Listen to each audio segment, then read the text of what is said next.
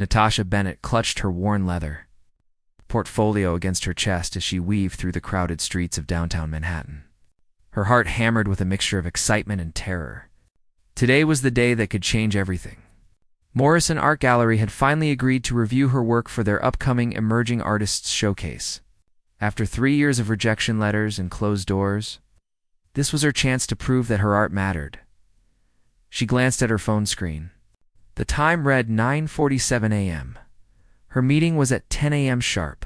She was still 6 blocks away. The subway had been delayed, and now she was racing against time, her second-hand boots clicking frantically against the pavement. Natasha spotted a small café on the corner and made a split-second decision. She needed to calm her nerves, and maybe a quick coffee would help steady her shaking hands. She pushed through the glass door, immediately enveloped by the warm aroma of freshly ground beans and baked pastries. The cafe was packed with the morning crowd. Business people in sharp suits checked their phones while grabbing their orders. Natasha joined the line, bouncing on her heels as precious minutes ticked away. When she finally received her large cappuccino, she turned quickly toward the exit. That was when disaster struck. She collided hard with someone entering the cafe. The impact sent her coffee cup flying from her hands.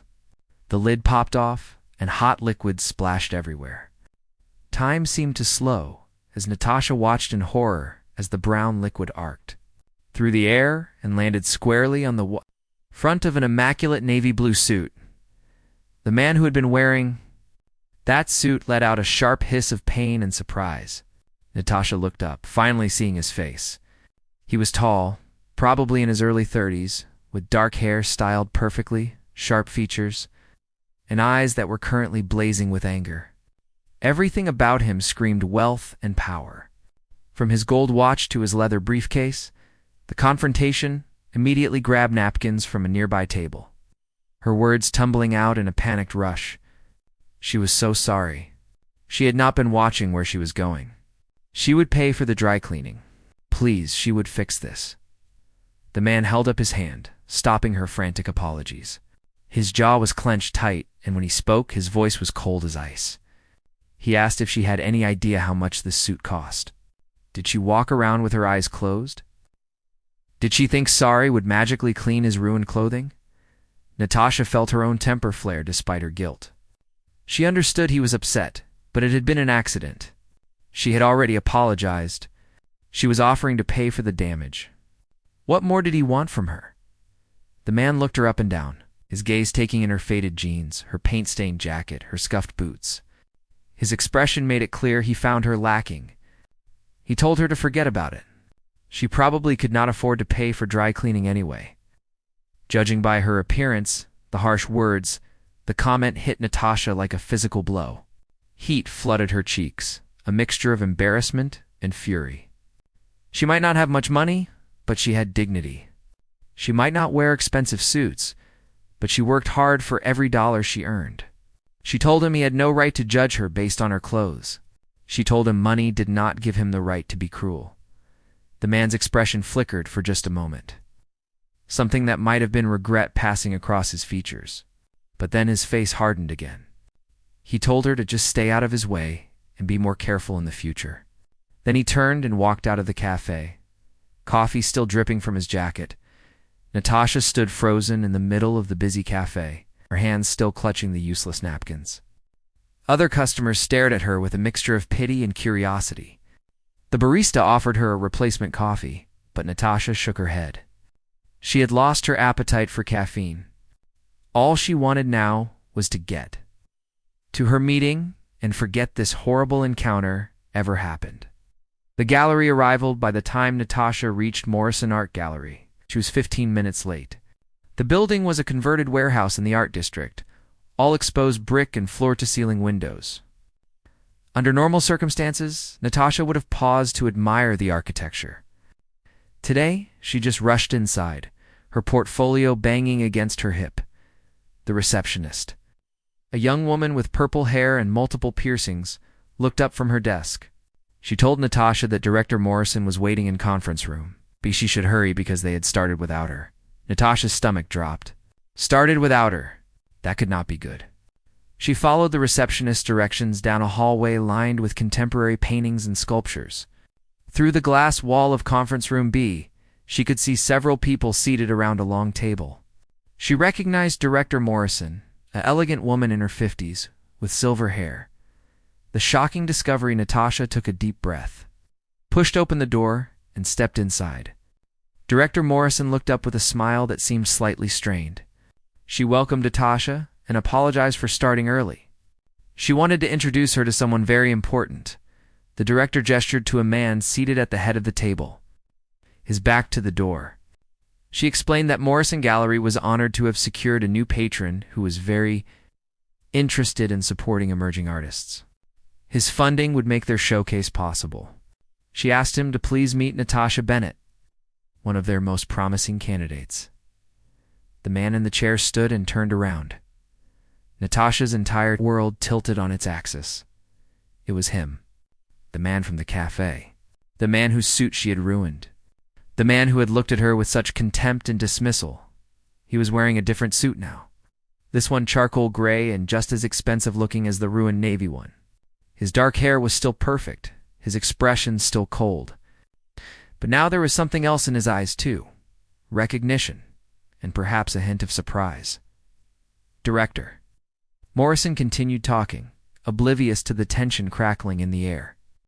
She introduced him as Julian Ashford, CEO of Ashford Enterprises. He had recently developed a passion for supporting the arts and had generously agreed to fund their emerging artists program. His investment would allow them to showcase 5 new artists. However, he had requested the right to personally approve which artists would be featured. Natasha felt her knees go weak. This man, this cold, judgmental man who had dismissed her in the café, now held her artistic future in his hands. He would decide whether her work was worthy. He would determine if she finally got her chance. Julian Ashford extended his hand toward her, his expression unreadable. He said it was nice to meet her, his tone perfectly professional, as if they had never encountered each other before. Natasha looked at his outstretched hand, then at his face, then back at his hand. Her mind raced. Should she pretend they had never met? Should she acknowledge their disastrous encounter? Would he reject her work out of spite? Finally, she reached out and shook his hand, her voice barely steady as she replied that it was nice to meet him too. But as their hands touched, she saw something flash in his eyes. Something that told her he remembered every word of their argument. Something that told her this was going to be far more complicated than she had ever imagined. The conference room felt suddenly smaller, as if the walls had moved closer together. Natasha sat down in the empty chair across from Julian Ashford, her portfolio resting on her lap like a shield. Director Morrison continued talking about the showcase schedule and exhibition details, but Natasha barely heard a word.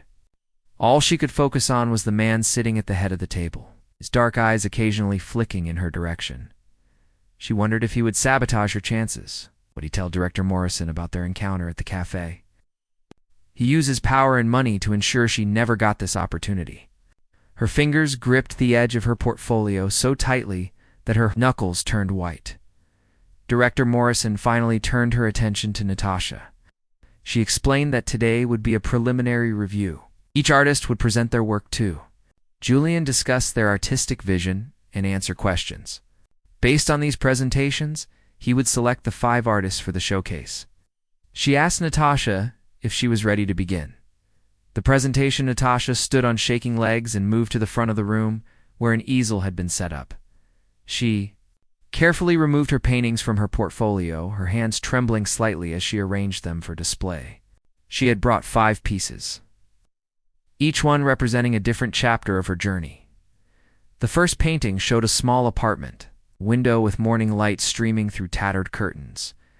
A single cup of coffee sat on the windowsill, steam rising in delicate spirals. The title was written in small letters at the bottom, Hope at Dawn. Natasha began to speak. Her voice soft at first, but growing stronger as she explained her work. She told them this painting represented the beginning of each day when anything seemed possible. When dreams felt within reach, even when reality said otherwise. Julian leaned forward slightly in his chair, his expression unreadable. Director Morrison nodded encouragingly, taking notes on her tablet. The story behind the art, the second painting, was darker, showing a crowded subway car filled with faceless figures. In the center stood a single person with their face visible, looking directly at the viewer with tired but determined eyes. The title read, "Finding Yourself in the Crowd." Natasha explained that this piece was about maintaining your identity in a city that tried to make you invisible, about being one person among millions but refusing to disappear. Her voice carried emotion now, genuine passion that came from lived experience. The third painting depicted a small studio apartment, cramped and cluttered, but filled with canvases and art supplies. Light from a desk lamp illuminated a work in progress. The walls were covered with rejection letters. But in the center of the composition was a single acceptance letter, glowing like a beacon. The title, Persistence. As Natasha described this piece, her eyes briefly met Julian's. She told them about the 3 years of rejection, the countless applications sent and returned, the nights wondering if she should give up and find a regular job, the mornings when she chose to keep trying despite the odds. Something shifted in Julian's expression. The coldness in his eyes seemed to thaw just slightly. He sat back in his chair, his fingers steepled under his chin, watching her with what might have been newfound interest. The heart revealed the fourth painting was the most personal. It showed hands, weathered and worn, holding a paintbrush. In the background, barely visible, were images of bills, eviction notices, and empty refrigerators. But the hands kept painting, creating beauty despite hardship. The title was simple, My Mother's Hands. Natasha's voice grew thick with emotion, as she explained that her mother had been a seamstress who worked 3 jobs to support them after her father left. Her mother had encouraged her to pursue art even when they barely had money for food. She had taught Natasha that creating beauty was not a luxury, but a necessity for the soul. Her mother had passed away 2 years ago, never seeing Natasha succeed, but her belief had never wavered. Director Morrison reached for a tissue, her eyes glistening. Even Julian's expression had softened considerably. He was no longer looking at Natasha with judgment, but with something closer to understanding. The final. The last painting was different from the others. It showed 2 figures on opposite sides of a canvas, neither able to see the other's face. Between them, they were creating a single beautiful painting, their hands reaching toward the center, but never quite touching. The colors blended in the middle, creating something neither could have achieved alone. The title, Connection Through Collision. Natasha explained that she had painted this piece just last week. She said it represented how people often meet in unexpected ways, sometimes through conflict or misunderstanding. But those collisions could create something beautiful if both people were willing to see beyond their first impressions. She said every encounter had the potential to change our lives if we approached it with an open heart. As she spoke, she looked directly at Julian. The message was clear. She was acknowledging their difficult meeting, but also suggesting they could move past it. The questions, when Natasha finished, silence filled the conference room. Director Morrison wiped her eyes and smiled warmly. She told Natasha that her work was powerful and deeply moving. The technical skill was evident, but more importantly, the heart behind each piece was undeniable. Then Julian spoke for the first time since the presentation began. His voice had lost its earlier coldness. He asked Natasha how she managed to find beauty in struggle, how she maintained hope when life seemed designed to crush it. Natasha met his gaze steadily. She told him that beauty was not something you found in easy times.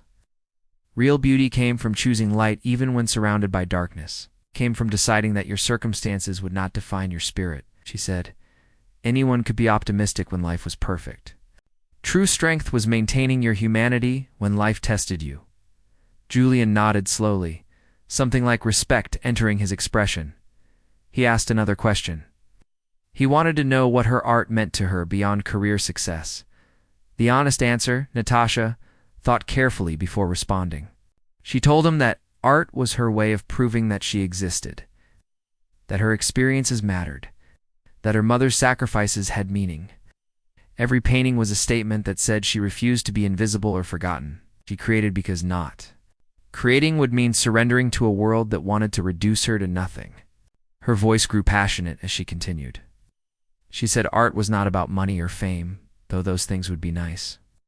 Art was about capturing truth, about making people feel less alone, about showing that beauty could exist anywhere if you had eyes to see it. Julian stood up and walked closer to the paintings. He studied each one carefully, spending long minutes examining the details. Natasha held her breath, watching him. Director Morrison looked between them with curiosity, sensing undercurrents she did not fully understand. Finally, Julian turned back to Natasha, told her that her work was exceptional. Technical ability was impressive, but what truly set her apart was the authenticity. Every brushstroke carried genuine emotion. You could see her soul in these paintings, and that was rare. The private moment, Director Morrison stood up, announcing that she needed to make some phone calls and prepare for the next artist presentation. She suggested Julian and Natasha take a few minutes to discuss any additional questions. Then she left the room, closing the door behind her. The atmosphere immediately changed. Julian and Natasha were alone, facing each other across the conference table. The paintings stood between them like witnesses to their silent standoff. Julian spoke first. He said he owed her an apology. His behavior at the café had been inexcusable. He had been dealing with some difficult news that morning and had taken his frustration out on her. That was not acceptable, and he was sorry. Natasha was surprised by his honesty. She admitted that she also owed him an apology. She had not been watching where she was going. She had ruined his suit and then gotten defensive when he reacted with understandable anger. They had both handled the situation poorly. Julian smiled slightly, the first real smile she had seen from him. He told her the suit would be fine. But her art, her story, those things were far more valuable than any piece of clothing. He said he had judged her based on appearances, just as she had judged him. They had both been wrong. The understanding, Natasha asked him why he had developed an interest in supporting emerging artists. He seemed like someone whose world was very different from theirs. Julian walked to the window, looking out at the city's skyline. He was quiet for a long moment before answering. He told her that his father had built Ashford Enterprises from nothing. His father had been an immigrant who worked construction during the day and took business classes at night. It taught Julian that success meant nothing if you did not use it to lift others up.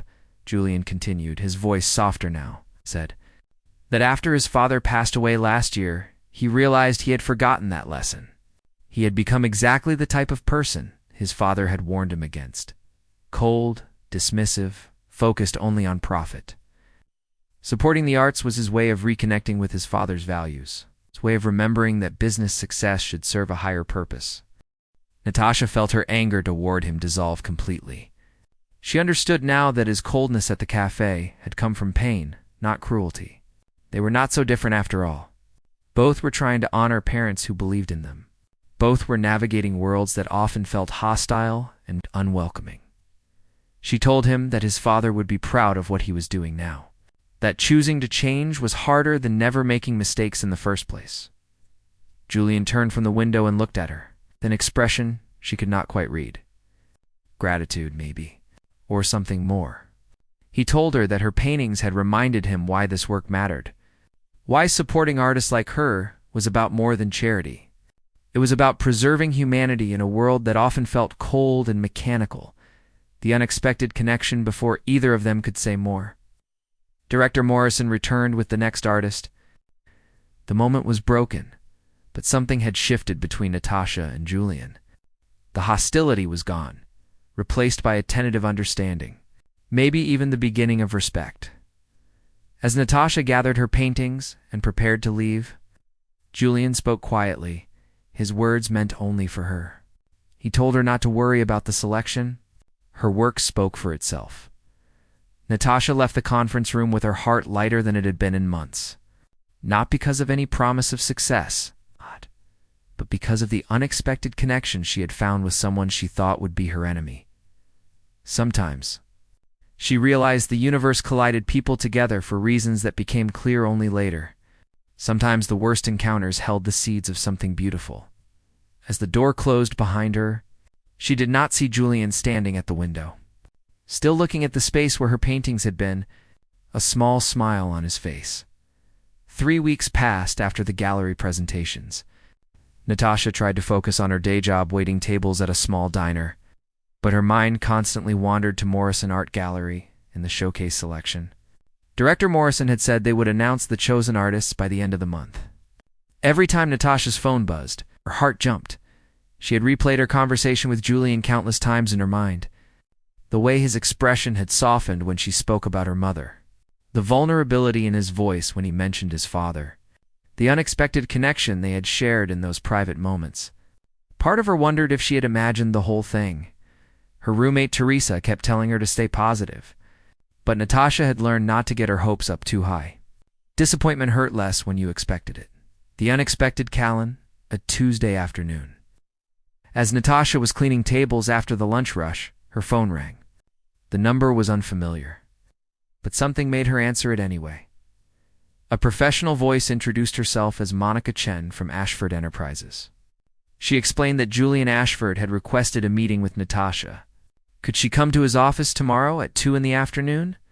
Natasha's stomach twisted with anxiety. This could not be good news. If she had been selected for the showcase, Director Morrison would have called, not Julian's company. Maybe he wanted to tell her in person that she had not made the cut. Maybe he felt guilty about their first encounter and wanted to offer some kind of consolation. She agreed to the meeting, her voice steadier than she felt. After hanging up, she stared at her phone for a long moment. Teresa found her standing motionless in the middle of the diner, a cleaning cloth dangling from her hand. The office visit the next day. Natasha stood in front of the Ashford Enterprises building, a sleek tower of glass and steel that seemed to touch the clouds. She felt completely out of place in her nicest dress, which was really just a simple navy blue sheath she had bought at a thrift store. Around her, people in expensive business attire moved with confident purpose. The lobby was all marble and modern art. Natasha approached the security desk with her heart pounding. After checking her identification, the guard directed her to the 42nd floor. The elevator ride felt endless. She watched the numbers climb, each one bringing her closer to answers she was not sure she wanted. Julian's office occupied half of the 42nd floor. The receptionist, an elegant woman with perfectly styled hair, greeted Natasha with a warm smile and asked her to wait in a comfortable seating area.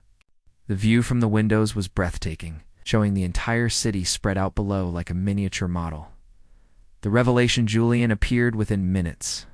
He wore another impeccable suit, this one a deep charcoal that made his dark eyes stand out. But his expression was warm, almost nervous, which surprised Natasha. She had expected the cold businessman from the café, not this uncertain version. He led her into his office, a vast space with floor-to-ceiling windows, modern furniture, and surprisingly, several paintings on the walls. Natasha recognized the style immediately. They were works by emerging artists. It's a kind of pieces galleries like Morrison displayed. Julian gestured for her to sit in one of the leather chairs facing his desk. He remained standing, which made Natasha even more nervous. He seemed to be struggling with how to begin. Finally, he spoke. He told her that the showcase selections had been finalized. She had been chosen as one of the 5 featured artists. Congratulations were in order. Natasha felt joy surge through her, quickly followed by confusion. She asked why he was telling her this instead of Director Morrison. Why had he called her to his office? Julian walked to the window, his back to her. He said there was something else she needed to know. Something he had done that she might not appreciate. The secret help he turned to face her, his expression serious. He explained that after her presentation, he had done some research. He learned about her financial situation, about her struggles to make rent while pursuing her art. He discovered that she had been working multiple jobs, sometimes going without proper meals to afford art supplies. Natasha felt heat rise to her cheeks. The idea of him investigating her life felt invasive, embarrassing. Julian quickly continued. He said he had set up an anonymous grant through a foundation his father had established. The grant would provide her with a monthly stipend for the next year. Covering her basic living expenses, she could focus entirely on her art. The paperwork had been processed through a third party, and she would have received notification of the grant regardless of whether she was selected for the showcase. Natasha stood abruptly, anger and confusion swirling inside her. She asked him how he could do this, how he could make decisions about her life without asking her. Did he think she was a charity case? Did he believe she could not succeed without his help? Her voice rose as she spoke. She told him this was exactly what she had accused him of in the café. Taking whatever he wanted, doing whatever he pleased, without considering other people's feelings. She did not want his pity or his guilt money. The truth emerges Julian's face showed genuine pain at her words. He moved closer, his voice urgent. He told her she had it all wrong. This was not about pity. It was not about guilt. He took a deep breath and began to speak, his words coming faster now.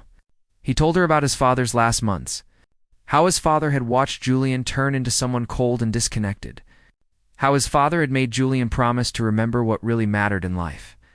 Not wealth or power, but connection, compassion, and using privilege to serve rather than dominate. Julian's voice cracked slightly as he continued. He said that when he met Natasha in that cafe, he had been coming from a meeting with his father's lawyer, finalizing the estate. He had been drowning in grief, and had lashed out at the first person who crossed his path. Her coffee had been an excuse for him to release anger that had nothing to do with her. But then, he said, when he saw her paintings, when he heard her story, something shifted inside him. She had reminded him of his father. Not in appearance or circumstance, but in spirit. The same determination, the same refusal to let hardship destroy beauty. The same commitment to something greater than personal gain. The confession. Julian sat down across from Natasha. All pretense of professional distance gone. He told her that helping her was not about charity. It was about honoring the kind of person his father had been. The kind of person Natasha was. It was about recognizing that talent and hard work deserve support. It's not as a handout, but as an investment in what made life meaningful. He admitted something else, too. Something that made his voice drop to almost a whisper. He said that over the past 3 weeks he had not been able to stop thinking about her. About her courage, her authenticity, her ability to create light from darkness. She had awakened something in him that he thought had died with his father. Hope, purpose, the belief that connection mattered more than success. Natasha felt her anger dissolve, replaced by something she had not expected, understanding, and beneath that, a flutter of feeling she was afraid to name. She sat down again, her own voice soft now. She told him she understood grief. She understood making mistakes because pain clouded judgment. She told him about the months after her mother died. How she had pushed everyone away, convinced that letting people close would only lead to more loss. They talked for over an hour, the conversation flowing easily now that walls had come down.